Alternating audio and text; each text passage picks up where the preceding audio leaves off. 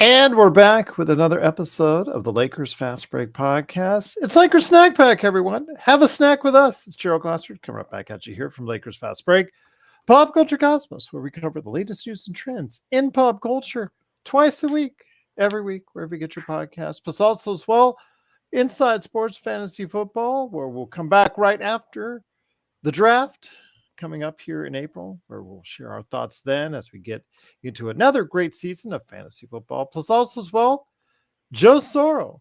He's the guy behind Lakers Nightcap. You can catch at late night after the game when we have games next week. Plus also as well, Oxide 247 at LakersBall.com and Simblades with a Y.com. Plus also our good friends Jamie Sweet and Laker Tom at Lakerholics.com. John Costa, give him a big shout out. Lakers Corner and Clutch Talk. Plus our good friends Empire Jeff TV, Lakers in 5, Daniel Barry, Sports Highlights. Yo! Also as well, John McCallion. Just please do whatever you can to support these great Lakers outlets. And speaking of great Lakers outlets, give us a like. Give us a subscribe. You know, we had thousands and thousands, or almost 6,000 views yesterday on Facebook. But the majority was not subscribers. The majority was not followers. So please like, follow, subscribe to get the latest notifications on when we go live on the air with the latest Lakers Fast Break podcast. You're so mellow, Gerald. Look alive. Got a pulse. I'm alive. So the Lakers coming off last night's victory off a back-to-back. Okay. Joe has that face. All right. So the Lakers coming off a back-to-back are now 30-26 on the season as they headed into the All-Star break with LeBron James and Anthony Davis heading to Indiana for the All-Star festivities.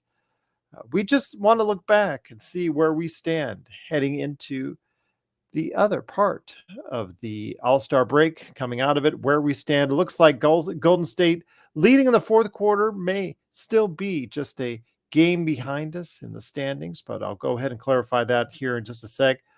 But with all the talk about LeBron possibly being happy, both Golden State and Philadelphia rumored to be, reaching out to the Lakers to try and trade for him. All the stuff that's going on with the Lakers, picking up Spencer Dinwiddie. And then, of course, the Lakers still in 9th place in the Western Conference, 9 games out of the Western Conference lead. There's still much to discuss and still much to do before the end of the season. Here today to discuss all the options, including maybe after the season, a particular Atlanta Hawk not named DeJounte Murray, possibly becoming a Laker, as mentioned by Courtside Lakers and Jovan Buha as well. It is Joe Soro. And Joe, glad to have you here. Where we stand right now, 30-26 on the season. Depending on what the Golden State Warriors will do, they're actually 2 games out right now before the end of their game with Utah. But when it comes right down to it, Joe, the Lakers have a lot of work to do coming out of the All-Star break. But for now, we can reflect on a very up and down season so far for the Los Angeles Lakers. Yeah. Scintillating commentary. Absolutely scintillating. Yeah, I'm kind of confused on why Trae Young discussions are going on right now when you're not even at an All-Star game yet. I'm assuming that the NBA and maybe the agents and commentators and all these useless media people now that don't have any access to anything, can't report anything, can't talk about anything, can't negatively talk about anybody. You have to just sit there and be bland and all that garbage. Well, we're talking about something in the summer when the season isn't even in its second half. And it's got to be Laker related because that's what moves the needle. I find that maybe the NBA, maybe Sports Center and all the sports channels need to start figuring out how to start entertaining people. There's nothing on Twitter. There's nothing on social media that's entertaining. You have an option to, or you have the ability to do it on TV. But What I see is they bring certain people on the shows and they just regurgitate what they saw in box scores and what they saw somebody else say. I will say this. I did get a chance to see every once in a while there is something interesting. Kendrick Perkins was on the Pat McAfee show today, and he is the one that, without saying the name, said that the Lakers will have a third superstar, bunny ears, coming this summer. So if that's the case, then what exactly are they going to use to get this shiny new superstar? Are they going to use all three of their first round picks in the package with, let's say, Reeves and D'Angelo Russell to get someone like a Trae Young? Trae Young would be a good complement to AD. That doesn't take a lot of brain activity to know that. And Kendrick Perkins, being a former NBA player, reaffirmed that, which makes sense. So it's if that were the case, then you're probably looking at that original thought of possible extension would be an option there at that point. So LeBron could go in to the summer saying, I'm going to opt out. I want to give us maybe a little more money. Maybe I'll take $40 million. I'll take 40 million instead of 51 or whatever. Let's go get some more help on top of the fact that you're getting this quote unquote secret superstar, wherever it is. And then does he play another couple of years to see if he can win more titles? Hey, for Laker fans, I'm not going to complain about it. If LeBron can still drop 25, 6 and 7, 7 and 7, 8 and 8 with his 25, I'm okay with it. I'm okay with it. You get someone that's actually in their prime, that can ball, that can handle the ball, that can shoot. With AD doing his thing, yeah, I'm with it. I'll be honest with you. I am with it, especially if they don't win it this year, which it looks like they probably won't. You will have some reinforcements coming in this summer, and it could be an interesting year in 2025. And that's the only thing I can tell you right now. I don't know really how to answer any of this right now. I'm still focusing on the fact that they were playing really, really good basketball here the last 7 games. And I just want the Lakers to not, I just don't want them to lose this momentum. Winners of 6 out of their last 7 games, 30 and 26 record overall. The Lakers did play well heading into the All-Star break, but I know it's irritating to you, Joe, when it's immediately upon the All-Star break finishing, you hear and you see the articles, reports, the rumors already flying. The Lakers are just planning to go ahead because of their inactivity at the trade deadline to save all their assets and try to go ahead and make a play for someone such as a Trae Young, someone possibly even if Kyrie Irving has a falling out in Dallas, trying to reacquire him once again, or other options that are available out there should they become available. It's something where they're already talking about after the season when this season isn't already done. Yeah, Atlanta is in a no-win situation. It looks like here they can continue to try to help Trae Young build something in Atlanta. They threw 3 first-round picks for DeJounte Murray. They tried to draft players that could matter. Atlanta is in a. Are they going to rebuild? Is it smart to rebuild completely? Does it matter? Is Trae Young behind the scenes saying, I want to go somewhere, please help me out? We're probably going to find that out in the summer. And it'd be nice. It'd be nice to finally get here. It's because it's been a couple of years. It'd be nice to actually have something valuable here in the offseason, something where the NBA used to thrive in, which is players that are available either through free agency or through trades and creating this buzz. Because I'll tell you right now, if Trae Young gets traded to the Lakers, I don't care what the package is. Let's just say Trae Young gets traded to the Lakers for whatever. There's going to be a lot of buzz in the NBA. There's going to be a lot of buzz in the NBA, and people are going to be talking about it.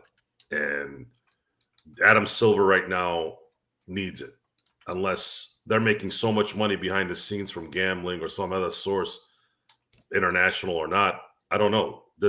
For those of you out there, do you get a feeling that the NBA is progressing? Is it doing well? Based off of the collective bargaining agreement, based off of what the TV deal is going to likely be, I guess it is, right? Whatever we say that's not working, does it really matter? I feel like it's a fixed game, so I don't really know if it matters. As long as they're making their money, I think they're okay, correct, Gerald? Yes, I agree. So they're making their money, and they keep making more money because we know this, right? Because the salary cap keeps going up every year, right? The salary cap is going up. That means the league is making money, correct? Even in a COVID year, they had a small dip, and it didn't matter because the following year they went up again. So I can't. Sports has bucked the business acumen. It's a fixed game. The networks or the regional TV deals have created a no-lose situation for sports leagues. It doesn't matter. It just doesn't matter. They're getting the money that they want.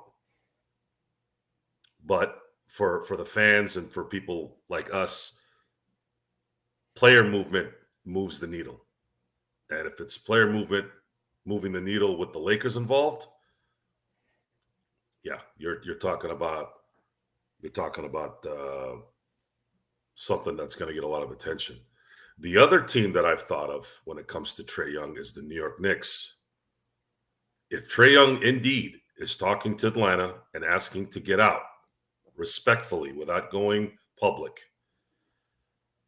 I would like to think that with the amount of assets the New York Knicks have, boy, would that be a game changer for the Knicks. How? But they have Brunson there.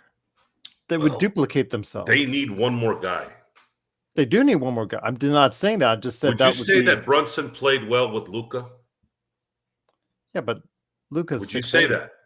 I would say that, but Luka's 6'8". What the hell's that have to do with anything? I'm talking about a point guard. Brunson and backcourt of Brunson and Trae Young would be the smallest in the NBA. Okay. Not by far. Well, the NBA is as soft as wet Charmin tissue. So what are you talking about now? Defensively, they would be atrocious. There is no defense in the NBA anymore. What are you talking about? All right. So in a playoff setting, when defense, the Knicks have assets up the yin yang, right? They need one more superstar on that team to probably start threatening in the East. Why? Because the East blows ass. Correct? We've been saying it, right? Mm-hmm. Now, if it's in the West, it's a different story, probably. But how much buzz is that going to create? Trae Young goes to the Knicks. The Knicks have assets, lots of assets. They could drop five first-round draft picks and send them to Atlanta. And they can do all the switching and all the whatever the hell protections they can do there to make it work. So the summer is starting already. So as I'm saying this, I'm starting to get a good feel on what's going on, because we're talking about these business people like Rich Paul and Maverick Carter and Mr. LeBron James. What they're doing now is they're going ahead. They're thinking ahead in case they don't win it. They're setting the table right now for the fix in the summer. Okay. Once again, it is the Lakers Fast Break. It is a snack pack for you. It's Joe Soro along with me, Joe Glasser. Thanks so much for watching and listening. Truly appreciate it. One of the things that we wanted to go ahead and talk about for today's show is what Intel Wild put in a super chat. And thank you so much again for the super chat. They're always greatly appreciated. So let's say Spencer Dinwiddie continues to play like this after 2 games, pretty solid, for the rest of the season. Is there a realistic way we can keep him? So when it comes right down to it, Joe, Spencer Dinwiddie signed off the waiver wire. He was a buyout option at Toronto, I believe, and became a free agent. The Lakers signed him. 2 games so far, provided some decent help off the bench. He's played well. Your thoughts, this, my friend, this is the kind of play that we needed as a backup point guard that we have yet to get or didn't get from Gabe Vincent. Is this something that you would be interested in keeping long term, noting that, again, he has been up and down for the past couple of years and is on the wrong side of 30? There was a really cool play against Detroit, his first game with the Lakers, where he told Austin to clear out. And then he went ahead and blew by his man, got to the basket, saw resistance, and was able to draw that the big to him, and then dropped it off for an easy basket. It was a beautiful play. It's a beautiful basketball fundamental play. If this is what Dinwiddie is going to create, he's going to have a lot of value as a backup point guard or point forward. I like to think of him as a point forward. So whether he signs or not, I don't know. That would depend on how things play out with the ability for the Lakers to sign him and Dinwiddie's preference on pay. We would like if this is if in these two games, if Dinwiddie's this player where he's able to continuously keep his teammates involved and 6-7 assists every now and then, I think that's a huge value off the bench. A good vet player. He's not a high flyer. He's not the type of player that's really going to be an issue verbally or in the locker room or anything like that. So those are good vets, and I don't see how being on the quote unquote, I don't know why you would say he's on the wrong side of 30. He's not 39. He's 30. He's on the wrong side of 30. No, wrong side of 30 is 39, not wrong side. No, wrong side of 30 is over 30. How old is he? 30. 30 years old. How is that wrong side? Because the better side of 30 is before 30, Joe. No. That doesn't make any sense. Yes, that makes sense to me. Wrong side of 30 is 39, 38. 30, you're in your prime still as an NBA player. I don't know where the hell you came up with this. So Spencer Dinwiddie is in his prime, really. Wrong side of 30. He's 30 years old. Still the wrong side of 30. AD is on the wrong side of 30. Still in their prime. You could say the backside of their prime, but they are on the wrong side. How are you on the wrong side of 30 when you just turned 30? It's on the wrong side of 30. The good side, the right side of 30 is before you're 30. It's a figure of speech, Joe. No, understand. It's not. Stop dwelling on it. Move on. Figure of dumbness. Anyways, I'm not going to really go into Spencer's the dumbness only you would know. No, that was dumb. That was a wrong side of 30 when you just. I'll say it, and I'll continue to say it. The wrong side of 30. You can't get me mad lifted. I'm trying to understand. The. I always get a mad lifted. It's okay. Yeah. Anyways, well, you're wearing an Xbox shirt. I don't know how bright you are actually, but. It's very bright. Best value out there in video games, as I've said on several occasions. The Xbox Games Pass. Don't take the bait. They're not likely physically LeBron. What do you mean by that, Frank? Warriors up one. They're only up one? Weren't they up like 15? What's with these guys at the end of games? It's 2 seconds left. They're up by 2. Oh, okay. Who's got the ball? Now they're up by 3. Yes. Oh no! Wait, hold on. I don't think I'm updated on the ESPN. They're up by 3 with 2.4 seconds left. Yeah, mine still shows a minute and 54. Minute and 54. Gerald is not an ageist. I'm 54 years old, so I can't be an ageist until. So there you go. Wrong side of 30. I am on the wrong side of 30. You, Joe, are on the wrong side of 30. I'm not 30. I'm 45. Thus, you're on the Get your lingo together. You don't know what the hell you're talking about. JHS is on the wrong league of 30 or 20 or 10. Gerald is an ageist. I don't know. Yeah, Spencer Dinwiddie being a extended Laker, it's not something that I've thought of, or I think we're in a position after 2 games to really assess yet. Yeah, I'd give it some more time. You need some more consistency. You need to see that you need to see this on a regular basis before you go ahead and you look at him as a another year, sign him to a contract type deal. So yeah, that's no fight needed this time. So Well, Gerald won't have a chance, so what's the point? neither would Joe. Sure.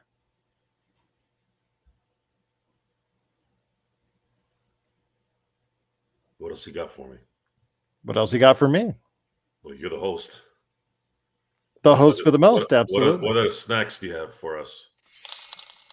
Intel Wild, thank you so much again for the super chat. Truly appreciate it. But again, Spencer Dinwiddie, when it comes down to it, Joe, is, I don't know. Again, if he can shoot consistently at all, but 35, 37% from three, I think that makes him a more viable player out there for the Lakers. If he does revert back to his 32% that he's been shooting on the season, then it really becomes a lot harder for the Lakers. But it's limited minutes. He can distribute. If he plays anywhere near the decent defense that the Lakers need in the backcourt, could be something the Lakers could take a look at for next year. The last thing I think Laker fans and the Laker organization is thinking about is what the future holds for a buyout player. The concern right now is winning a championship. And then after that's going to be, is LeBron James going to want to continue to be a Laker? Those are the things that you should probably think about. Spencer Dinwiddie is probably 15th on the list once the summer hits. So I'm not really worried about it too much. How's he going to prove me wrong? I don't understand that question, Darren. I don't understand that comment. I never said anything. I just said he's going to play. Let's see. I agree with you, Darren. Thank you for pointing that out. I agree with it. Kiss my ass. But anyways, when it comes right down to it, Darren, I don't understand how I never said anything wrong. Let's see what he can do. Let's see what he can do. We've had these Lakers before where we get them on buyouts and some have performed.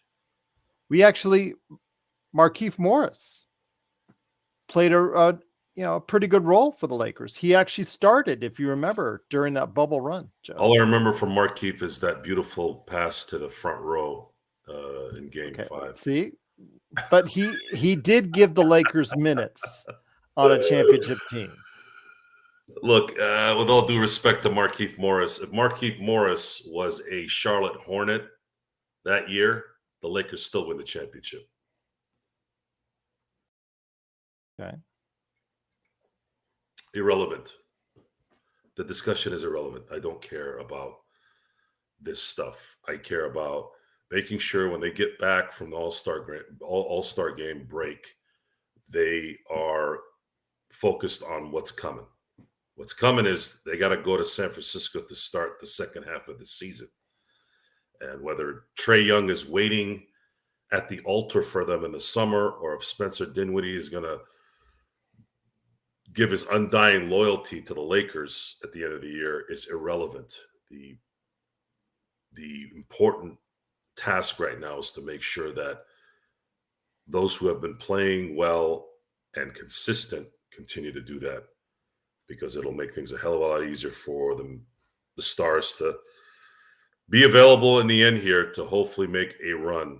As unlikely as it is to reach the top on this one, there's always a little bit of a gap that could get created, either a major injury, something like a Joel Embiid, locker room strife, like I believe is going on in Milwaukee. See, it's a worrisome situation right now because Milwaukee hasn't figured it out. They barely beat Memphis today. The Sixers look like they look like they're going to be probably done, because I don't know if Joel Embiid's going to come back and play the way he's supposed to play. And they didn't help themselves by really getting anybody significant during the trade deadline, which Golden I thought State did win, by the way. They did pull it out at the end. Who? Golden State. Yeah, I already knew that. They were up 3 with 2 seconds left. With 2 seconds, yeah. Good. Yes. Thanks for interrupting me. Of course. So now that Celtic thing starts to get more and more irritating. Now we're going to have to sit here, and if the Lakers don't go to the promised land, or at least have a chance at the promised land, we have to cheer for Denver or the freaking Clippers to win. Southern Comfort, he talked about Trae Young at the beginning of the show. Just to let you know. We might, higher octane. We might. I don't know yet. I have some things brewing on Sunday. I might and I might not. We'll know probably closer to that time. Yeah, Trae Young, there's a distraction with that. I believe it's a distraction. I guess we got something different because the NBA has been a bore fest this year in terms of excitement. Would I be more irritated if the Clippers or Boston? No.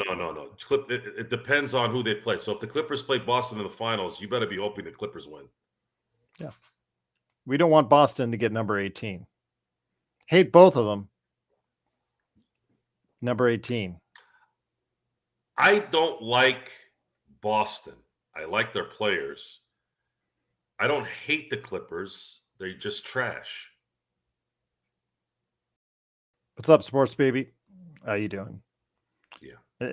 It's not going to be a great thing for the Lakers if they move into that brand new arena and they put up a banner first day there. So won't be a great thing. But then again, we don't want Boston. That's Boston 18 is the one we don't want. I don't have any. I'm not thinking about anything about what they do in their own arena. I'm just, whatever. I don't care about the Clippers. They mean nothing to me. They're a loser franchise that gnawn dick their entire existence. So why would I worry about the Clippers? He was asking me a question. Yeah, well, I'm telling you what I'm telling you. Sounds like you'll be irritated. No, I'm not irritated. Just because I am stern in what I'm saying doesn't mean I'm irritated. Alice, never hope so. Alice, you want in a series against the Clippers in Boston, you want Boston to win. But Darren, I agree. That is the worst nightmare. I'm just curious with the Lakers fans out there. The worst nightmare is Boston winning it. Yeah. It doesn't matter who they play. It matters that if they win it. And get number 18. The Lakers got very, very lucky that Steph went into God mode the last 3 games of the finals in 2022. Otherwise, that would have been a disaster. It's going to be very hard. Milwaukee, can they find enough defense? Philadelphia? There's something off in Milwaukee, something mental. It's what's the correlation? I don't know how to explain it, but there's something going on in Milwaukee. However, it could mean something good for later. So I'm not saying anything's going to happen here, but if Milwaukee really eats dirt in the playoffs, I'm talking they get smoked in the second round. I don't think they're going to lose in the first round like they did last year. I think they'll win in the first round. But if they get smoked in the second round after getting Dame Lillard to play with Giannis, yeah, there's gonna be something happening there. I believe something's gonna happen where they're gonna have to take somebody out. I don't think they're gonna take Giannis out. Giannis would have to really go, I'm done with Milwaukee, get me out of here. But I do think that there's some other things that are going to happen. That's a very bold statement, Alice. She would want Boston to win or in a Boston Clipper series. Why would you want Boston, Alice? That doesn't make any sense. Hates the Clippers that much. Why do you hate the Clippers? Why do you hate a team that has done nothing since their existence? We're talking about Buffalo, Braves. We're talking about San Diego Clippers. We're talking about LA Clippers since 1983. I'm sorry, 84. Why? Why would you care? If you're a true Laker fan, you don't care what the Clippers do. They can flaunt their one title, and then you could just tell them, hey, we got 17 of those. Where you at? Try to catch up. By the way, they're not going to get there anyways. You really think Kawhi Leonard can play 5 more months? You have to play 5 more months to win the title. 5 more months. February, March, April, May, June. 5. June, if they play in a 6-7 game series, it's going to be mid-June. And I'm pretty comfortable in saying whoever gets to the finals is going to probably play 6 games. this year. That's always the safe bet. No one said they're leaving LA. They're just moving to Inglewood. Well, technically, they are leaving LA, actually. They're going to Inglewood. Right next to the Forum, right next to the stadium. So, yeah, it's all right there. Let me ask you this, Joe. When it comes right down to it, the Lakers have had a very up and down season with the highs of the IST and the lows of, well, they've really looked bad at times. Some really bad losses, the Brooklyn loss, the San Antonio loss. There's been other losses that have been pretty pathetic as well. This has been an up and down season for the Lakers. When you look back upon it, 30-26 after 56 games, we've really been hard on the Lakers at times. Who do you think coming out of the break the Lakers really are? Do you think they're a prime contender in the Western Conference, or do you think it's, do you not want to get everybody's expectations high because of the some winners of 6 out of 7? Do you really think the Lakers can go ahead and do some damage? Because again, we've seen an up and down season from the team so far, and like right now heading to the break, they're on a high, but again, we saw this coming out of the IST as well. The difference between the IST and now is D'Angelo Russell's playing out of his mind. He's playing like an all-star. Reeves is playing better than he did in December. Rui's the question all year was, why aren't you playing Rui Hachimura more minutes? I know that there was some injury issues with his face and all that. I don't know if that played a factor in it. I don't know if there was certain things that Rui wasn't doing that was not making Darvin happy. I don't know if Darvin had a proactive setup for him to get to this spot. But have you noticed since Rui has started, the Lakers are playing really well? And if that continues, if these three key things continue, we already know that AD is not going to change. We know that LeBron is not going to change. So you have 5 players now that are doing exactly what they're supposed to do, and some of them are doing it above what we need. Rui dropping 37, right? I mean, that guy's that guy is a 5th option on this team, dropping 37. That's a pretty cool option to have. And then you got Spencer Dinwiddie, who you brought in for nothing, who's calling off Austin Reeves, penetrating, drawing a second player, and then dishing and getting an easy basket. That's fundamental basketball. What have we said all year about fundamental basketball? What have the Lakers been doing recently with fundamental basketball? They've been executing it. Their offense has been a wrecking machine. Keep that up. Why would they? They're not going to lose. They're just not going to lose. How are they going to lose if you're fundamentally playing the correct way and you're scoring 130 points every game? You said they have to go 20-6 realistically. Not even an 18-8 that they went after the trade deadline like they did last time. You said they have to go 20-6.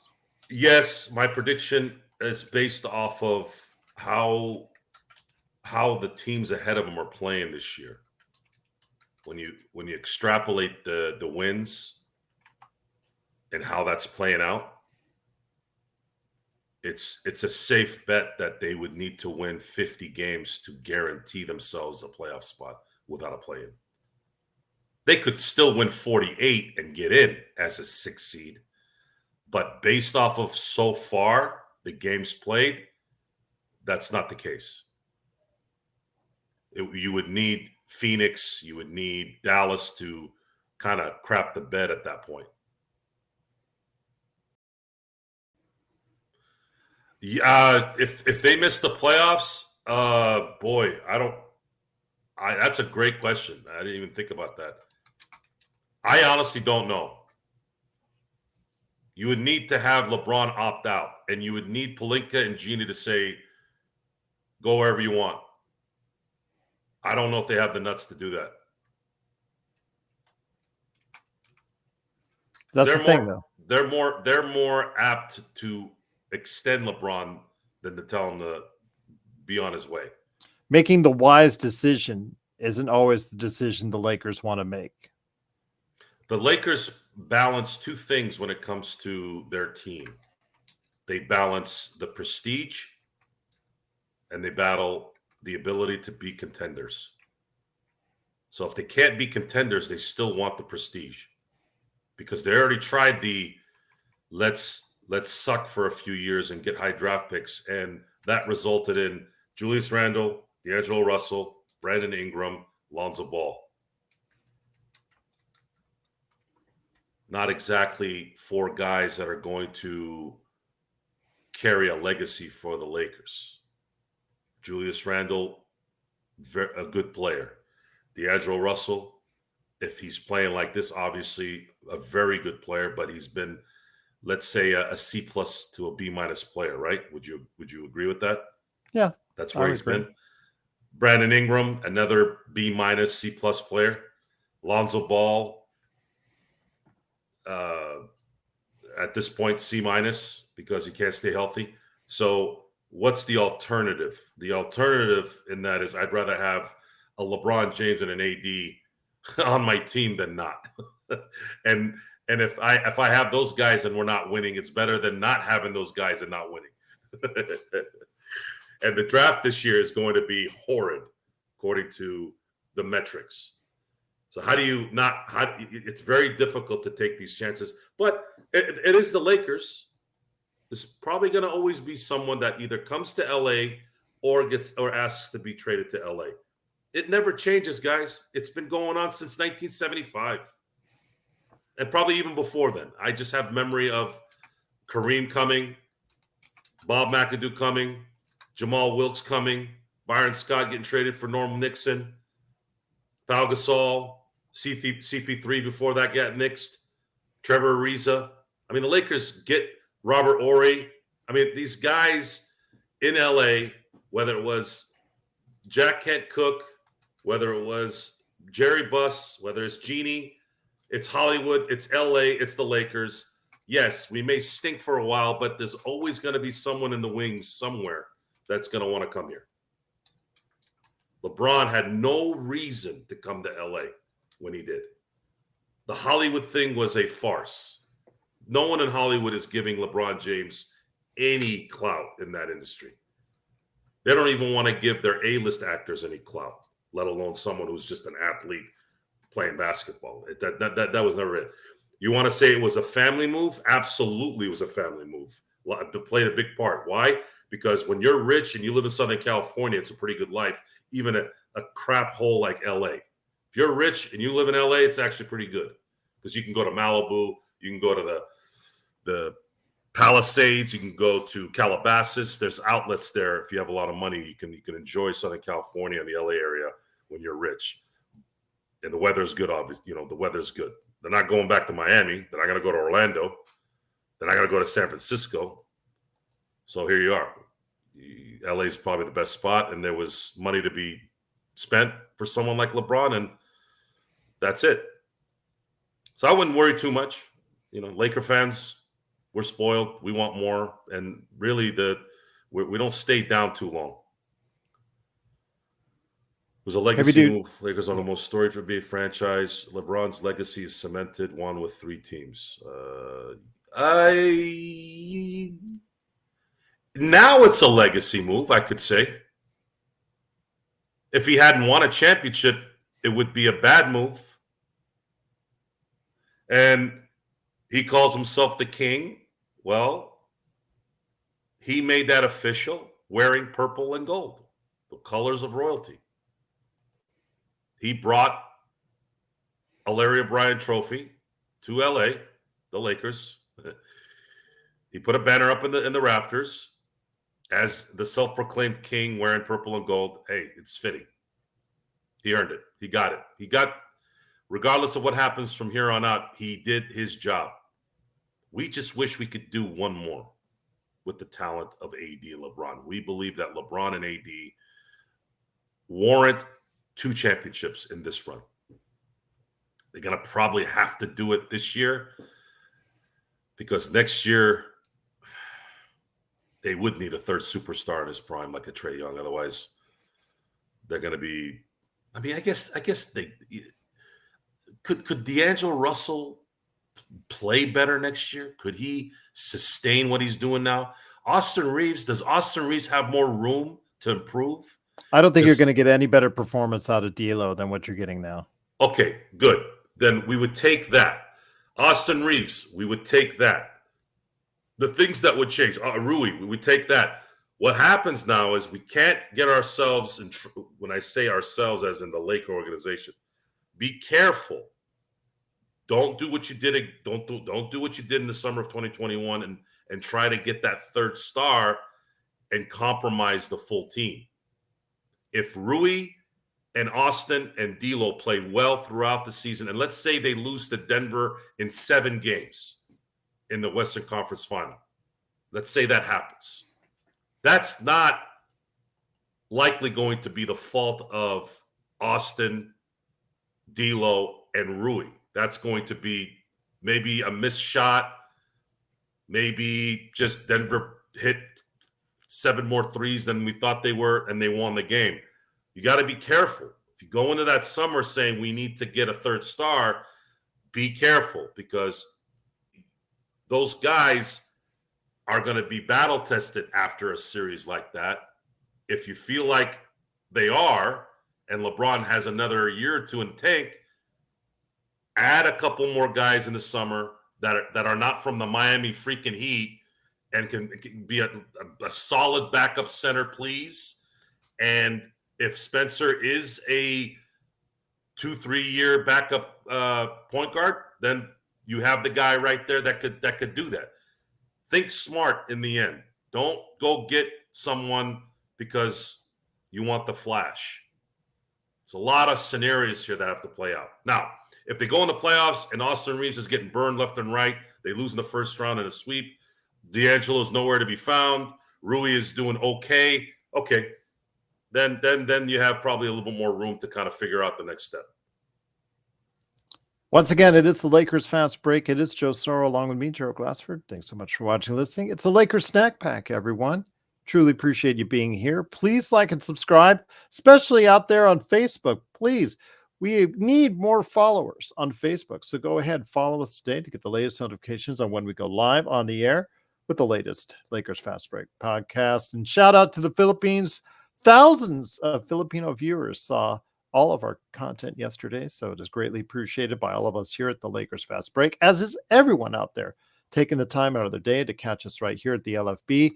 Prom Child asks, do you guys agree with Stone that we have a 0% chance at the chip this year? I won't say it's a 0, but things are not lining up as well, Joe, as they did last year with an injured Memphis team, especially along their front line, then Golden State, a team that we played against that we really outmatched, just threw a whole bunch of sides at them that they could not handle. It's going to be, I think, a little bit more difficult than it was last season to get where the Lakers got to, or even get higher to the NBA Finals.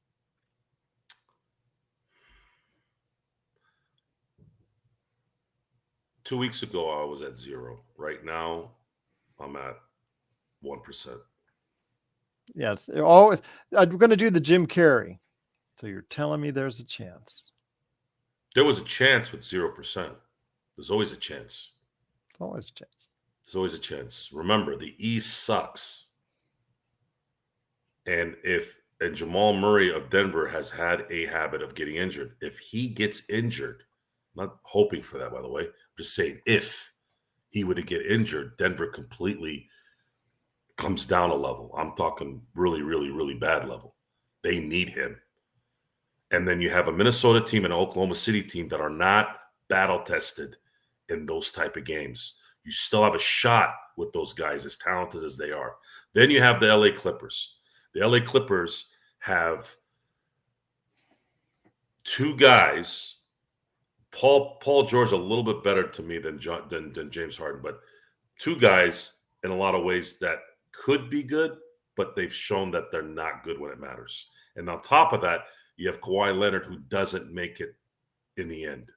over and over again. Will his knees, will his hip, will his whatever make it 5 more months? And the answer is no from what we've seen recently. So really, imagine if the Lakers play Oklahoma City in the first round. Let's say Oklahoma City ends up being a 4th seed and they're a 5th seed. And the Lakers take them out. And then Jamal Murray gets hurt. I mean, there's a lot of things that can go the Lakers' way and open it up. You remember Phoenix in 2021, Gerald? Yes. Every team they played, the team they played had some kind of injury, major injury. They go to the finals. They go up 2-0. That series should have ended in 5 at the most. But what happened? They couldn't make 1 or 2 baskets, as talented as they were, when it mattered. And then Milwaukee won 4 straight to win the championship. NBA's become very fickle, other than the finals last year and the Western Conference Finals. Well, actually, the Denver in general in the playoffs. The Denver Nuggets looked like the Lakers in 2020 in the Western Conference Final, in the Western Conference playoffs. That happens in the West a lot. That's happened in the West a lot since 1999. The Spurs of 99, the Lakers in 01, San Antonio in 2014, the Lakers in 2009. I mean, some of those games did go 7, but I don't think anybody really thought the Lakers were going to lose to the Houston Rockets, even though they took them the distance. They beat Denver in 6, closed out in Denver, and then they beat Orlando in 5. So it's a West is still going to be the team to beat unless somebody gets injured. I get it. I understand. Yeah. So when it comes right down to it, Joe, Denver, I think, is the team that everybody is pointing towards as the defending champions. They cause a problem for everyone, not just having Jokic out there, but the size that they could throw along the front line. Aaron Gordon can defend literally anyone 1 through 5. And then you're not even talking about Jamal Murray, who was such a key factor for the Nuggets last year. That is the thing in the Lakers Nuggets series you have to look at again. That was the X factor of that series, and you got to find a way to slow them down in order to go ahead and advance beyond the Nuggets, whoever it is, whether it's the Lakers, Kings, T-Wolves, Clippers, Celtics, anyone. I think right now you still have to say the Nuggets should be the favorite going into the playoffs. Best setup for the Lakers, based off how they're playing right now, is if they can get a 5th seed and Oklahoma City ends up in the 4th seed. Mm-hmm. That's a favorable, as good as Oklahoma City is with Shai Gilgeous, Chet, but Chet is a rookie and he's going to have to play above his head a little bit, and that's usually hard for a rookie. But if they were to play Oklahoma City Thunder in the first round, I think there's a really good chance a 5 can beat a 4. They're 3.5 games out of 5th place, just to let you know. Just throwing that out there. If that were to happen and then Minnesota maintains the 1st seed, then you're looking at the Lakers facing Oklahoma City if they win that series, and then likely Minnesota winning their first round series. Lakers play Minnesota in the second round. Clippers and Denver probably play in the second round. So it's so funny, Joe. I don't know if you heard in that Golden State game, they threw out a new lineup in Golden State, and Klay Thompson was not part of that starting lineup. First time in 12 years. Yep. So what does he go out and do in 28 minutes? 35 points. Motivation is an amazing thing when you talk about great players. Isn't it? Yep. Yeah. 7 threes. Yeah. Just very interesting to see how he lit up tonight and how he was affected by it. So absolutely. Is it something they're going to revisit? I'm sure they're going to take definitely a look at it across the All-Star break. But it is the Lakers fast break. Joe, again, the Lakers 30-26, kind of a precarious position because winning 6 of their last 7 has instilled a lot of confidence in the base, the fan base that's out there for our show and that's out there in Lakers Nation. So, I mean, a lot of people are now thinking that the playoffs play in is something that's not only just a reality, it's just a formality at this point about how much damage the Lakers can do in the upcoming playoffs. So Well, I just want you to keep things in perspective. the reason why there's hope right now is they didn't just beat low end teams in that. They beat Boston in Boston without their stars. They beat New York a couple nights later in New York. Very good teams right there. Charlotte, yeah, they stink good. They were competitive until the last minute and a half against Denver. New Orleans, they handedly beat New Orleans the next night. They did what they were supposed to do against Detroit. And then, of course, won in Utah without LeBron, which no matter what time, no matter who's on the team, on the road to Utah on the back of on the back end of a back-to-back is always difficult. And they smoked Utah once they created distance in the fourth, in the end of the third quarter. Those are the type of things that those are what championship teams do. What the Lakers did this last 7 games is what championship teams do. And it's not there shouldn't be a surprise. You have LeBron James and Anthony Davis on your team. And you have role players that are playing like all-stars. This is simple, folks. You make shots, you win. You play cohesive, fundamental basketball, you're more than likely going to win. And there's no reason at this point, after 7 games is a lot. It's a lot of games during a season. You're talking about almost 10% of the season. You're showing something right now that you haven't shown since the tournament.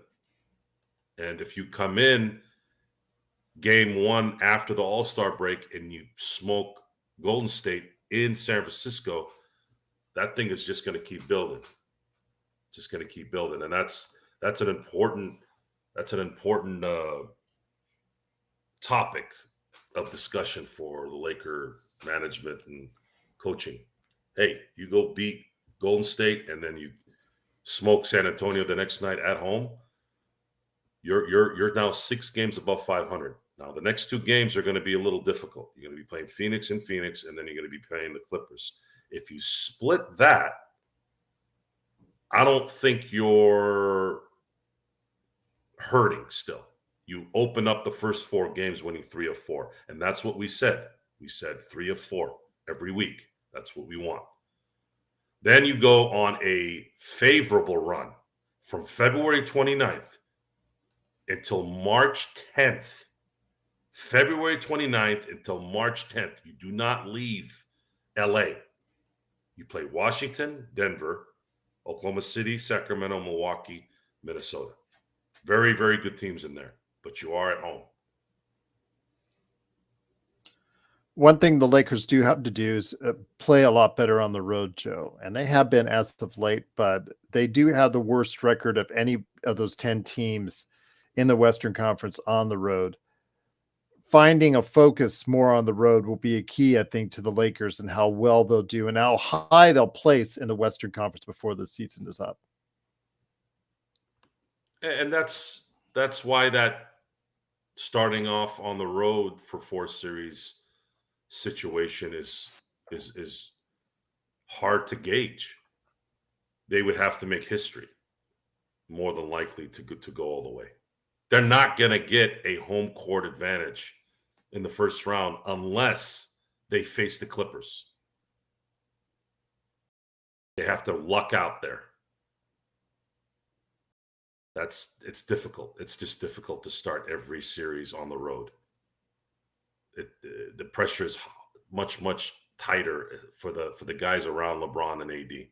And playing in altitude in Denver's going to be an issue like it was. Yeah, it is. But I didn't notice an issue with Utah. Utah has some altitude as well.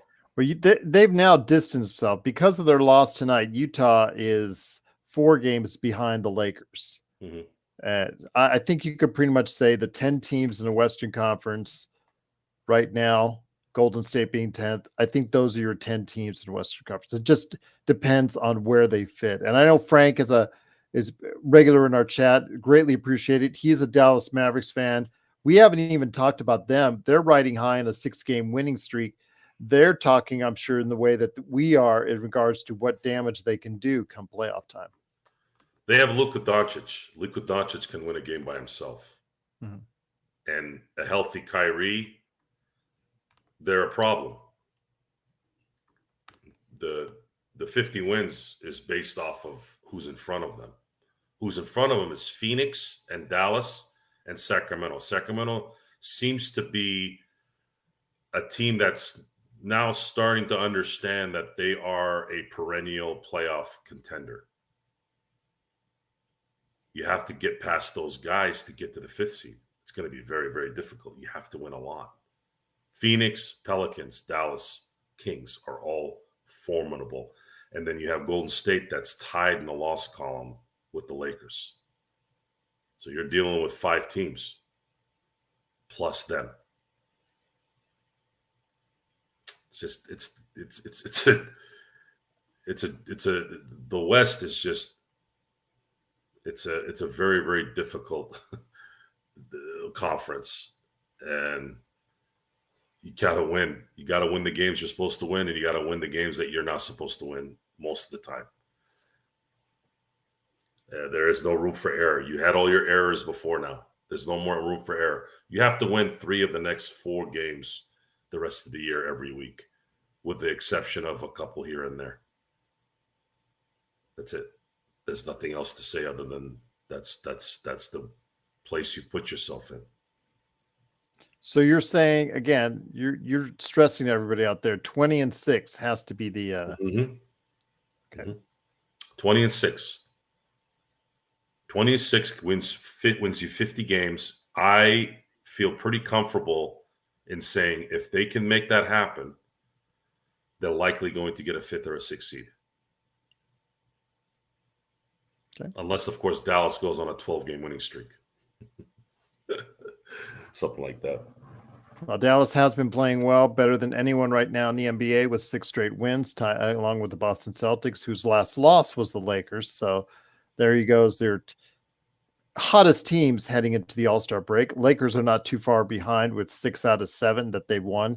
So obviously a lot of people are very encouraged by seeing what they've seen so far heading into the break. But the injuries, I think, is something that I think we need to address before we head on out, my friend.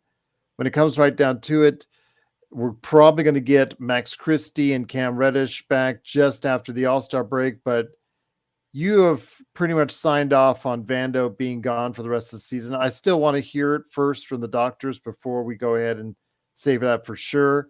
And Gabe Vincent, this is beginning to look more and more like it's a lost season for him. But again, we don't have 100% clarification on that as well. Cam Reddish coming back, Max Christie coming back. How is Darvin Ham going to distribute minutes to those two? And then with the new arrival in Dinwiddie and a Taurean Prince, and is he going to keep Rui in there for 30 to 35 minutes? Please. I'm drinking water, Jeremy. It's not a nightcap. This is a snack pack. It's a snack pack, yes. Nightcaps only come after the Lakers games. So the nightcap is a cap on the evening. Now that can vary depending on what game and time that game is. It's difficult for those on the East Coast to watch, though. So I'm assuming they could probably catch the show at the end of. But it's not fun on a nightcap to watch it in the morning. But we're trying to do our best to figure that out still. The nightcap will always be called the nightcap, but the show will have a name. It will have a solidified name very, very, very soon. I do have plans for that. There's going to be production value behind it. You guys are going to see more of an advancement in what the show will be. Tyrone, I want to go ahead and let you know. Yeah, you said that Gabe Vincent back in March, but I want to clarify. Excuse me, Gerald. Jeremy, you know what I'm going to do for you? The next nightcap I will have wine with you. I have plenty of wine. There was a phase back in college where I drank wine a little bit more than normal, but I'm just not a drinker, folks. I drink because I'm talking to you guys or I'm with friends. That's it. I don't drink at home by myself. So, but what I will do is I will uncork a wine bottle on air, and I will have wine with you, my friend. So do you want I. to say? I'm a big Merlot guy. When I Well, drink wine. let me just say to Tyrone. Tyrone, that was 10 days ago that they thought he was on track for a March return. That was according to Bleacher Report. CBS Sports reported 3 days ago that his return date is still uncertain. So a lot of speculation on when Gabe Vincent will come back, if he does come back Vincent, at all. What do you forget about Gabe Vincent, folks? It's over. Forget about that guy. That guy's done. Uncorked with Joe. Maybe I should have a different name of the show every show. What do you think? Uncorked with Joe Soro. That's going to get harder and harder to do as time goes on. Merlot. Have a Merlot with Joe. See, it kind of rhymes. Vando update is, well, at the time of injury, they said 3 to 4 weeks, they'll evaluate it from there. Didn't say 3 to 4 weeks he would be ready to go. 3 to 4 weeks, they would evaluate how bad the foot still is, if it needed surgery, or if he could rehabilitate it for a later this season return. So, yeah, Tyrone, yeah, please do not rush him back. The Lakers did that before. He did that before. Gabe Vincent. Vincent is a walking corpse this year, guys. They rushed him back, and he got instantly hurt again. Yeah, no. Forget it. It's over. He's dead. He's lukewarm heat. But one of the questions I want to hit you up before we leave, my friend, is Darvin Ham himself. It was asked in the chat earlier today on the Lakers Fast Break, the best Lakers community that's out there right here at the Lakers Fast Break.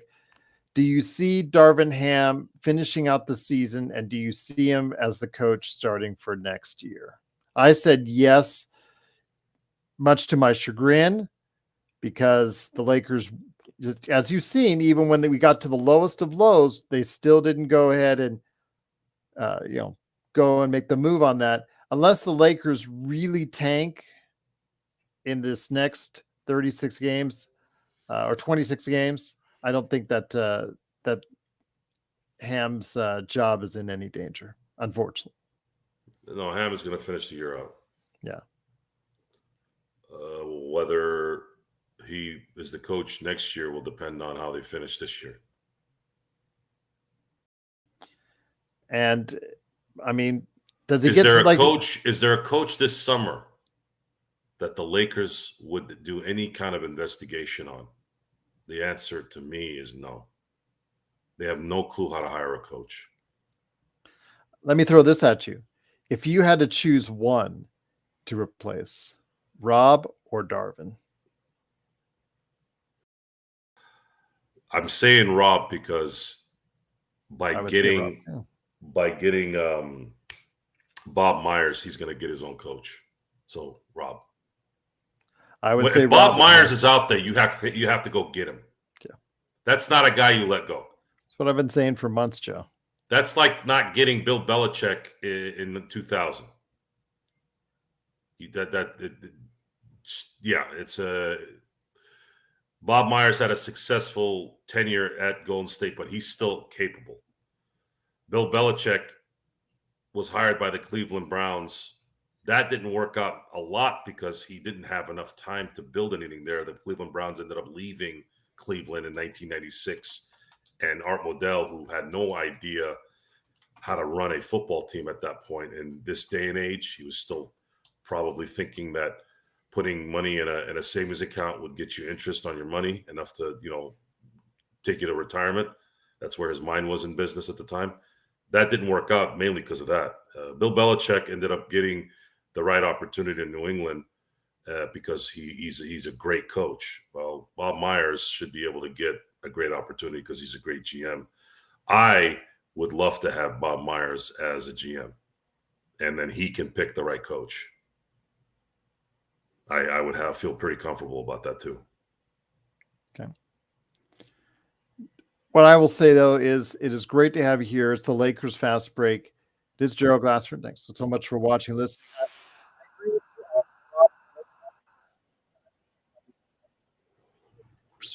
I mean, if the Lakers don't finish the season well, he's going to be coming under a lot of scrutiny, not just because of the fact he did.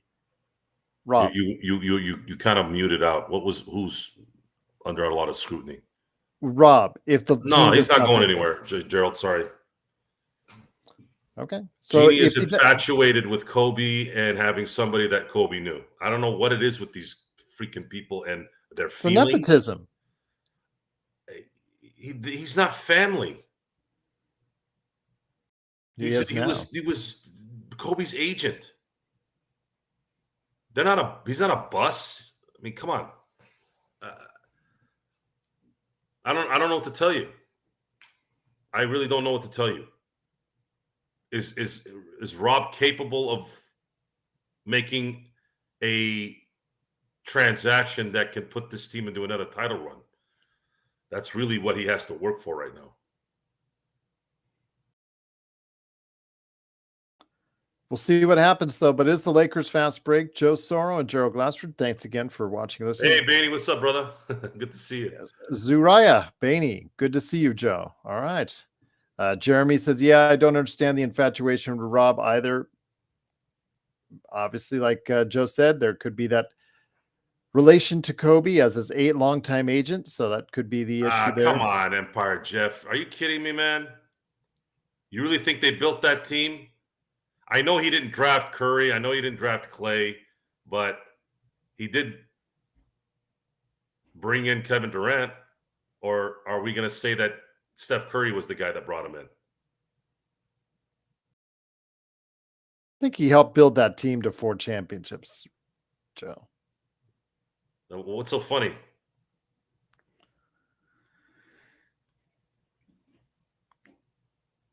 You cannot tell me with any straight face, anyone out there, that drafted Draymond. Well, again, round too. You cannot tell me with any straight face that Rob Pelinka is a better GM or president in charge of basketball operations, et cetera, than Bob Myers is. What makes a great GM then? I don't know. Those 4 titles that Bob Myers has is pretty good. But he didn't draft Clay. He left. Steph, so Bob left. Sudden, right? Well, but when did they start winning championships, DJ? Okay, you weren't saying that. Okay. Well, Jeremy's saying, why did Golden State get rid of Bob? Anyways, Bob left. Here's my theory. Bob left because I believe he wanted to revamp the team, and Steph Curry vetoed it. He didn't want Clay traded. I don't know necessarily if he demanded that the Draymond not get traded or signed, but I am pretty positive that he put his foot down that he didn't want Clay to go. Yeah. Bob left. Bob resigned. Left. Yeah, Bob. He fulfilled his contract and left. Yep. Yeah. Our assumption, it's not public record, our assumption, our analyzation, if you will, is that he left because I think he wanted to revamp the team. I think he wanted to trade Clay. I think he probably would have let Draymond Green go or traded him for assets or what. And I don't think certain people on the team wanted that. And he's like, well, if you guys aren't going to let me general manage, then I might as well go somewhere else. Ossie says he's heard the same thing. So, yep. I mean, it's just something that it's widely speculated on. Only Bob knows the answer. Jerry West advises, folks. He advised in Memphis. He advised in Golden State. I think the biggest thing he's advising with the Clippers. He's advising with the Clippers. The biggest thing with Jerry West during his tenure as a Warrior was he was adamant, and this is really public. You can read it if you go on Google. He was really adamant about not trading Clay for Kevin Love. Okay. That saved the Golden State dynasty. I'm telling you, Jerry West is the greatest executive in sports history. Not because he was a Laker either. In my book, he's number one. It is the Lakers fast break. Too many dynasty shifting decisions that guy made. It's ridiculous how good he is. Well, I'll tell you what, it's been a great conversation. Joe, looks like we got a lot more conversations to go. Hopefully we get some good guests in here along in the interim as far as the All-Star break as well. So Empire says, wasn't Jerry the VP of basketball operations in Memphis, then consulting in Golden State and the Clips? Yes, and when he went to Memphis went to 3 straight playoffs after he arrived in Memphis.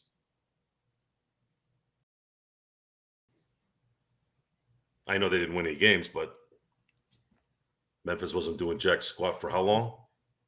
Jeremy, maybe it's also an issue of Bob wanting the right job, the right position, the right team with the right amount of assets or things he can do to build a team.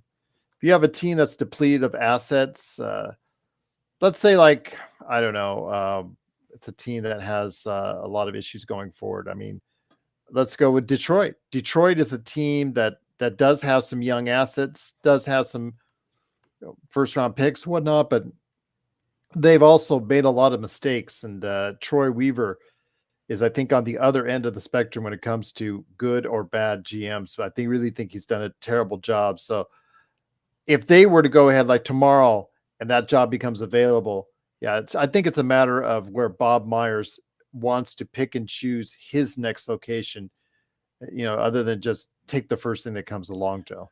Yeah, they made a mistake, sports baby, by not improving the coaching. Matter of fact, in my book, it downgraded. There was no reason to fire Frank Vogel. Offensively, you could have brought another coach in there to help and assist on the offensive side of the ball. But defensively, he knew his stuff, Joe. Yeah, if you were gonna fire Frank Vogel, who just won you a championship a few years earlier with some of the best defense I've ever seen. I know Anthony Davis is there, but again, the KCP made KCP a better defensive player, made Alex Caruso a better defensive player, made Kuzma a better defensive player. I'll at least give him that. Come on. Why would you? Why? For Darvin Ham? No, you don't do that. You keep Frank Vogel unless something happened and you decide that Udoka wants to come to LA. Then at that point, you're like, okay, this guy's a much better coach. We can roll with this. Or Nick Nurse. I was looking at Nick Nurse when I start hearing rumors about him leaving Toronto. I'm still puzzled by that. Why would you let go of Nick Nurse? For what? How are you going to get a better coach than that? Or maybe he wanted to leave. I don't know. But you gotta replace Frank Vogel with someone like that for it to make sense. And they didn't. They actually hired a worse coach. Rondo cannot be a coach in the NBA, folks. He cannot be a coach in the NBA. I want you guys to hear me when I say this. I'll tell you why. He would make these guys cry like biatches. Rondo is cut from a completely different fabric. That guy has no chill when he's on. I disagree, and I agree with Joe in the statement that I disagree. I think he would be an excellent coach in the league, but due to his legal troubles and legal issues, it will now no longer happen. His latest legal issue, was it January? It happened in the Indiana incident. I think it was January, but yeah, he's persona non grata as far as getting a coaching job for now in the NBA. He would have needed a Tim Duncan-like player or a Dirk Nowitzki for him to have longevity. Someone he could unleash on, the number one guy in front of the rest, and they'd all fall in line. I'll look it up for you, but it happened in Indiana. So, I mean, I'll look it up for you, Jeremy. I'll provide the link. He had a gun and weed, right? I think so, but I'm going to get it right now. It's like over a month now. And if it's in Indiana, what exactly was he not allowed to have a gun in Indiana? Don't they have open carry in Indiana? It is gun and drug charges. Yeah. And weed is likely illegal still in Indiana, right? Yeah. Okay. So again, just legalize it across the board. No. No? No. Okay. Because I'm already tired of smelling it when I go to Disneyland or Vegas or LA or New York. That's the first place when I was a kid. You want to make it legal, fine. Make it legal, but you can't smoke it outside. You already do that with cigarettes. I don't want my kids smelling weed when we're walking around trying to eat cotton candy.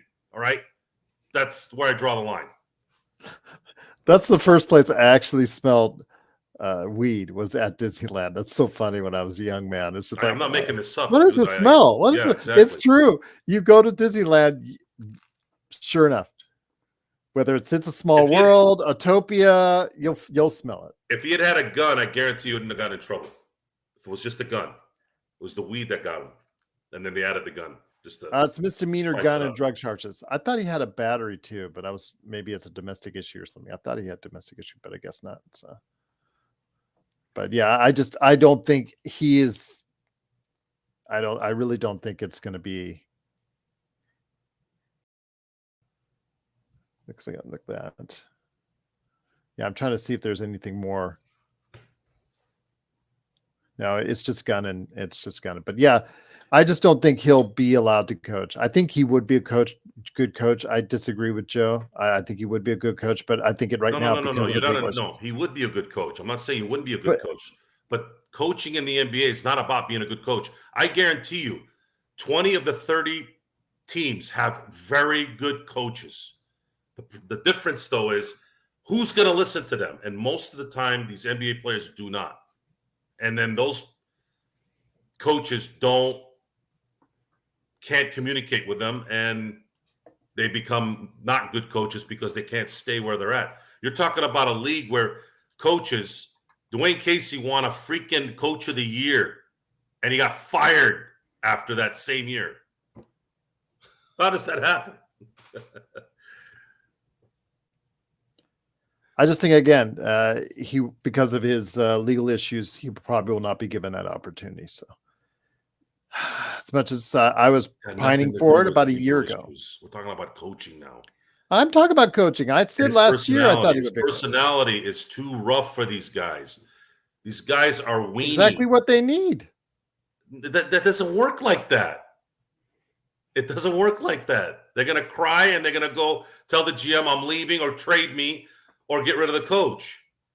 And in the NBA, there's only like 15 players that move the needle, if that.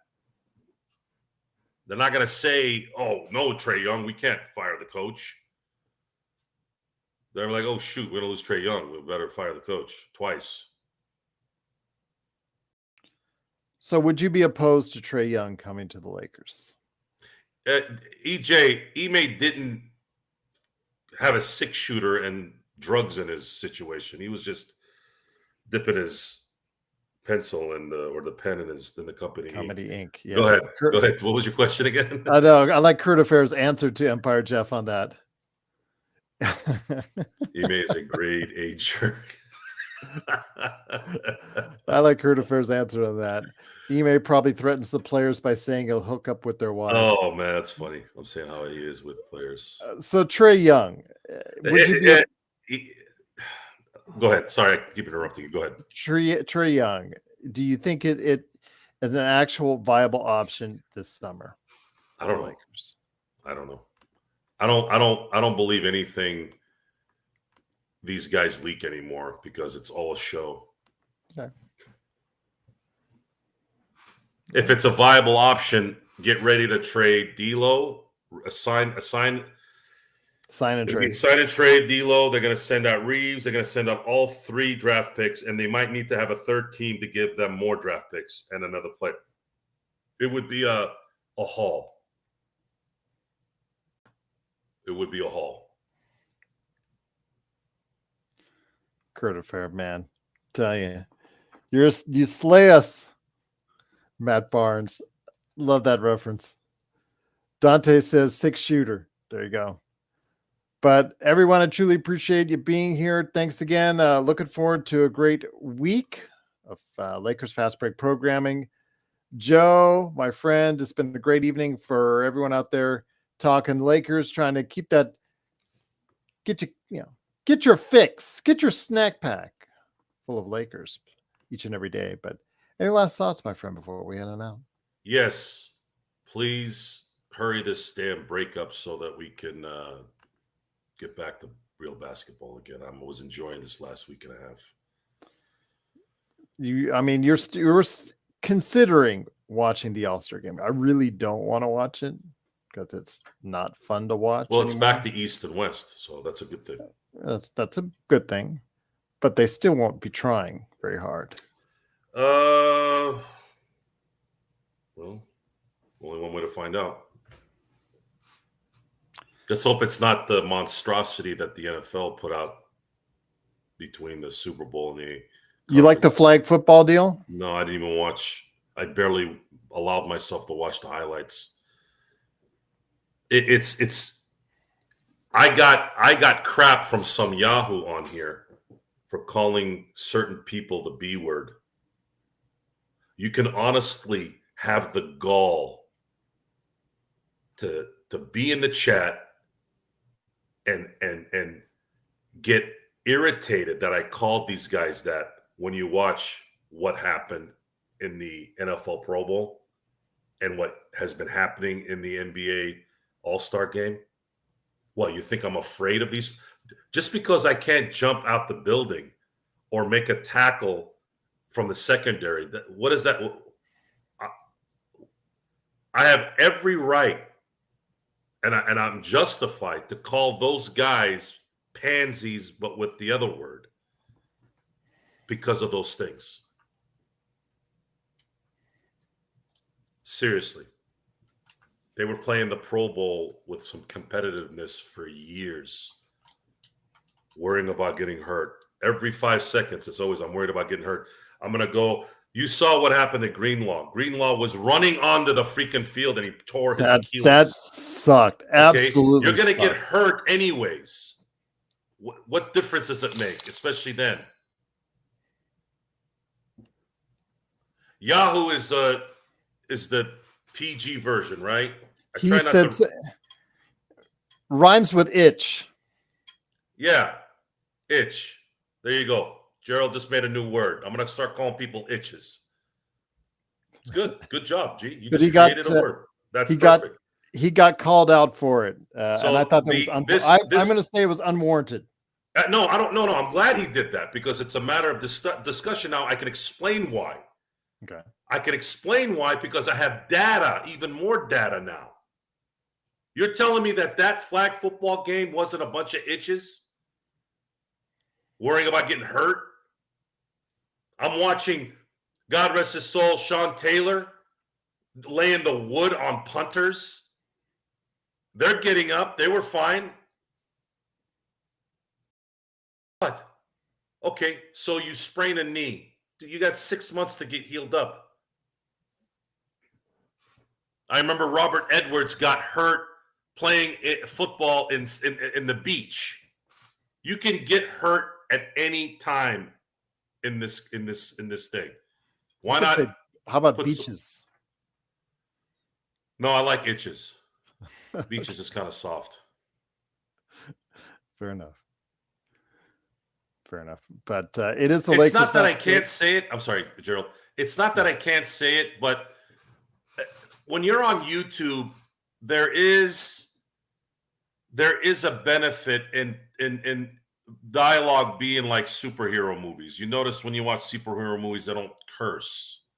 They might say damn and hell, and every now and then you'll hear That's why when Captain America actually used a kind of curse word, everybody was like, "Oh, yeah.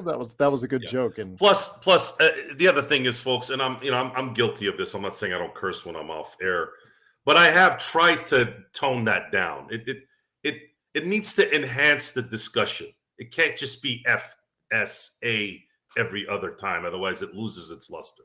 Well, YouTube also sees that and reflects it with, and that's a big thing. I want us to be at the highest capacity of revenue possible here.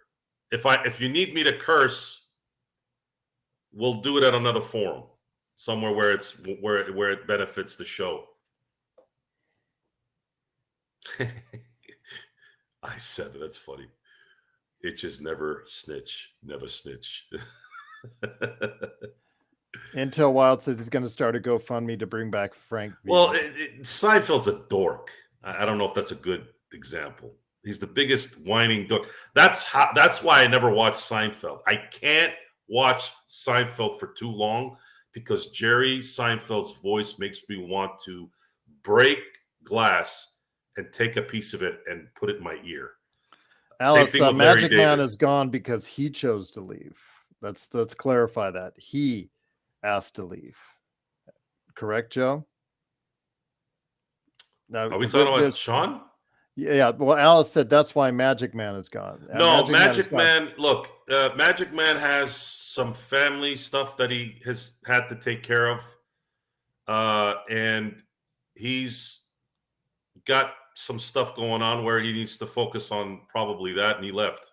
Yeah, he said he was leaving. My sister loves Curb. She's been begging me to watch it, but Larry David is even worse than Jerry Seinfeld. I can't listen to him. I just can't. It's like his voice, his aura just makes me want to move. Yes, J.E. Magic Man left. He decided to go ahead and take care of some things in his life and decided to leave. And we wished him well, and always will wish him well. Got nothing but love for the guy, and truly cannot thank him for everything he's done for us. But yes, he has decided to leave. So I'm a white guy that stayed on the court at Jackie Robinson's gym. Yes, Xbox, very good. I'm actually playing through right now Curse of the Tomb Raider as we speak on Games Pass. So I don't know if that's true, Bloodhound, because look what Dave Chappelle did. Dave Chappelle went on his tours, and they were people were mad in the crowds, and they were getting on him for things, and he didn't care. Eddie Murphy Raw is still one of the funniest things I've ever seen in my life. If I have to give you any advice, okay, this is you'll be so liberated if you do this. And I know some of you have jobs and you have to kiss ass, all that stuff. I get it, but you got to really make a decision here. Look, if somebody's going to try to keep you from being you, that you have to conform to something you don't want to conform to, you have to learn to tell them to go eat a dick. It really is. It will work.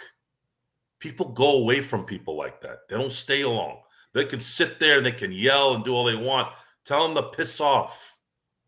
Seriously, just go away. I don't care about what you're doing. Just have enough to do that and you'll be fine. And most of the time, no one even bothers you anyways. Larry David and Seinfeld in an elevator with Joe for 2 hours. What happened? That would be death. If they're talking, oh my God, I'd be dead. I'd like, hey, how do I get up to the elevator shaft so the other elevator just crushes me? No, I can't listen to neurotic whining too long, folks. Neurotic whining is and much to my chagrin and much to Joe's chagrin on practice, I know a comment was said earlier, most of the Lakers, I'm sure, are already well into their travel plans right now, flying to somewhere or already there. The Lakers have, as long as LeBron and AD are there, they're going to split up. Then after the All-Star game, LeBron and AD usually take a couple days off themselves. And then there's like one good day of practice, I believe, before they get back into the swing of things. So I never felt like George Costanza was neurotic. He's just funny and a guy that's kind of complaining. Complaining is different. The whining voice, it's auditory. It's the auditory issue I have with Jerry Seinfeld and Larry David. If they didn't have that voice, I'd be fine. Kurt Affair, so funny. If I didn't want to listen to neurotic whining, I've never listened to it's the voice. Am I really neurotic? I never thought I came off neurotic. Who knows? Depends. Do I come off neurotic? I know I've been called a narcissist, and on the air that was classic. Yeah, that's still there's some tendencies there I can understand. But I don't know about neurotic. I'm not a Yeah, neurotic. he not only did not deny that he was a narcissist, he embraced it and then went on a rant and an explanation on why he's a narcissist, as only a narcissist would do. And then that guy went away. Yes. Never to return again. Kurt Affair says only if the room is spinning, Joe. Well, the room wasn't spinning, but I remember slurring. I don't, if that's neurotic, I guess then yeah, I was. Then he kept saying, Gerald, I think I'm effed up. I think I'm effed up. It was well. We're doing a talk show, and I'm like, it's not very professional. Am I slurring, Gerald? Yeah, am I slurring? I was starting to talk with a lisp. But with a gargle at the same it time. it was a good night. You guys made it special, and truly appreciate every time you're here with us. It is the Lakers Fast Break. I got more stuff. We will be here throughout the All-Star break. Whether or not we do a playback for the All-Star game, we're still pondering that based on our availability. We'll see what happens. Plus, the All-Star game can be a little bit boring. Lex Luger, Joe. Hey, thanks, Dante. Because you said the backbreaker was your deal, the torture Well, rack. I did. I put 2 people in the torture rack. Yes. In my lifetime. So no one believed me, or at least I believe you. Because you said you're 6'3", 280. You said it's a very, very fun move to execute on a grown adult. I haven't done it in years though, but when I did, it's very. My favorite finish. This is so weird that it was just a Nitro event, because you would think you would pick a pay-per-view like SummerSlam or WrestleMania, and there are plenty of amazing finishes and amazing moves. I remember Bret Hart submitting Mr. Perfect with the sharpshooter. I remember Stone Cold not submitting but passing out in the sharpshooter. I remember Davey Boy Smith pinning Bret Hart in the middle of the ring in Wembley Stadium to win the Intercontinental title. Those are amazing finishes, but there's no finish that's number one to me more than Lex Luger putting Hulk Hogan in the torture rack and making him submit. That, to this day, I watch that at least once every 2 or 3 weeks. It's always so funny though, Joe, because it was always thought of as hurting the back, and actually it hurts the ribs the way that Lex Luger applies it. Bret Hart said in an interview, he goes, "That move hurts." I don't remember him maybe he did it in a house show with Luger. I don't remember Bret Hart ever being in a torture rack, but he has said that is a very painful move. Must have been house shows when he was doing the narcissist game. It's just, it is the ultimate. You used to be, when I was a kid, the gorilla press, right? Mm-hmm. But as I got older, I'm like, no, man, that mother right there, that move right there, that move is freaking amazing. And Kurt, we're almost seeing the end of Sting here, coming up next month, I believe, if I'm not mistaken. He'll be retiring here, not too distant future. So, good career for him. Even after getting injured in his time in WWE, good to see him closing out the career the way he wants to. Dante says, "Guy would have been crying, saying, make tap out, Joe, tapping out. Sweet Chin Music is such a great name for a move." Yeah, Jay, absolutely. Let's getting us. The Sweet Chin Music, the best one that I saw in my Shawn Michaels viewing life is the one that he did to Marty Jannetty on the barbershop. That thing was. I don't know what kind of agreement they had beforehand, but that mother hit him with those boots.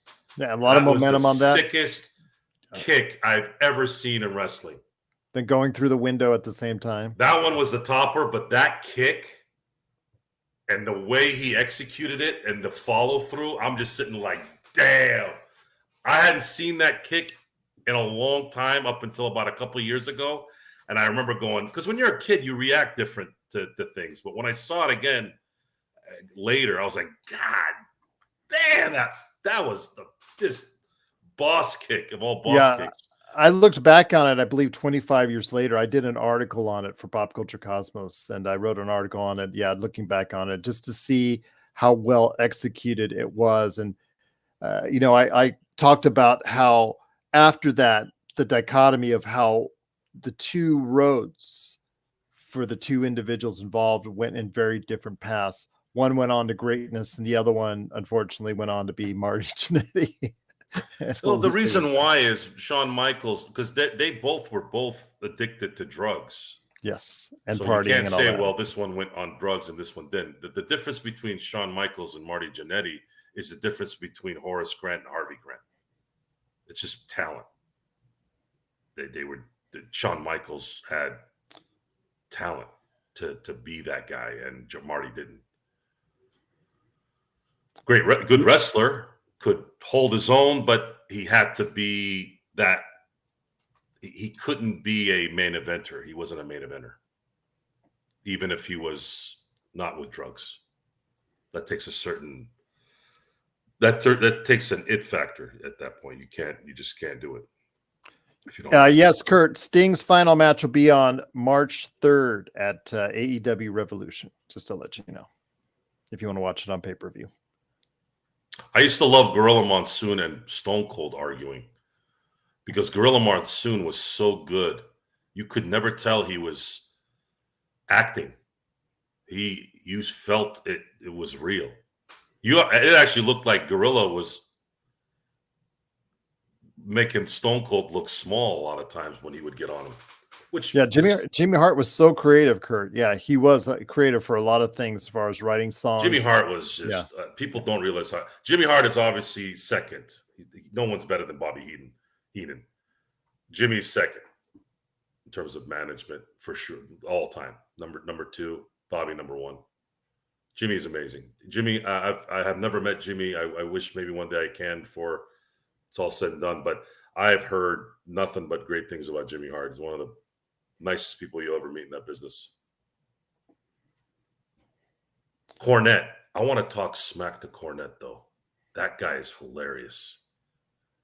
I want to get into a shouting. I want to get onto a podcast and just mess with him. I just have him go off. And then every time it starts to ease up, I just say the word Vince Russo and just have him just go nuts. The two words he does not want to hear. He's got a special nickname for him, but unfortunately we cannot. I know what it is. Yes. Alice, okay, we're done talking wrestling, but we're also done for the evening, my friends. Thanks for moderating, Alice.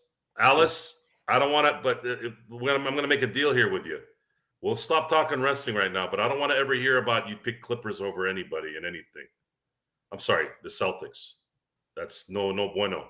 No good on the Celtics. That doesn't work here, okay? You don't pick the Celtics to win anything. Just saying.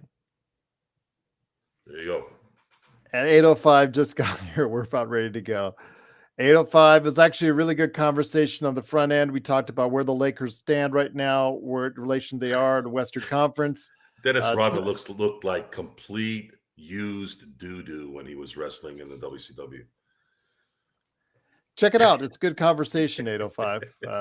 Basically talking about exactly where the Lakers stand, the competitors in the Western Conference. So, yeah, and definitely also the Trae Young rumors as well. So, all right. Mr. Perfect skits were great. Yes, they were. Man, we're just going back in the Wayback Machine. No, Alice is not exactly. Alice says sorry, Joe. So it's okay, Alice. We forgive you. Yes, we do. Absolutely. And thank you again for everybody watching, listening. It is Joe Soro, me, Gerald Glassford. Again, truly appreciate you watching, listening. We'll be back tomorrow. Hopefully we'll have more to discuss when it comes to the Lakers. I'm sure we will. If not, we'll think of something. We'll think of something good. We'll try to stay away from the pro wrestling for a day and see how it goes from there. But once again, it is the Lakers Fast Break. Truly cannot thank you enough for stopping by. Joe, any last thoughts, my friend, before we head on out? Let's get back to the season, please. I'm ready to keep this momentum going. You and I both. Lakers won 6 out of 7, and definitely, it did not come at a great time as far as the All-Star break because we finally have some good momentum once again. First kind of real momentum since the IST. So hopefully they can come back out of this and continue that momentum on after the All-Star break. Absolutely. But we'll be here back for talk more Lakers with you, more NBA with you. Hopefully you'll be joining us this weekend, tomorrow night, and more. Coming right back at you here with more great stuff at the Lakers Fast Break Podcast.